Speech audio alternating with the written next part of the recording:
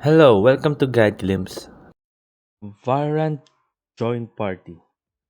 So in Valorant, there's two ways to join a party. The first way to join a party in Valorant, of course, as you can see right now, I have no friends. But if I have a friend, you just right click on them and you'll see an icon below. Wait, I'll just get friends. Wait, hold on a minute.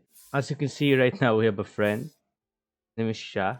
And this is how you make him join your party.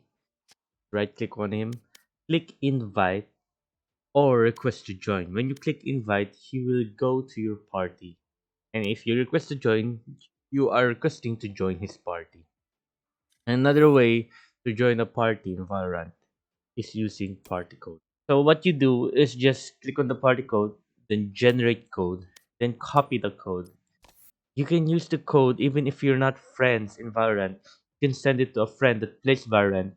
And once he pastes the code right here in the paste another's party code to join, he will join you without being friends in Valorant.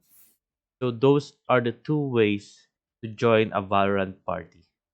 So there you go guys. I hope you liked the video and thank you. If you like the video, please consider giving us a thumbs up and subscribing for more content like this.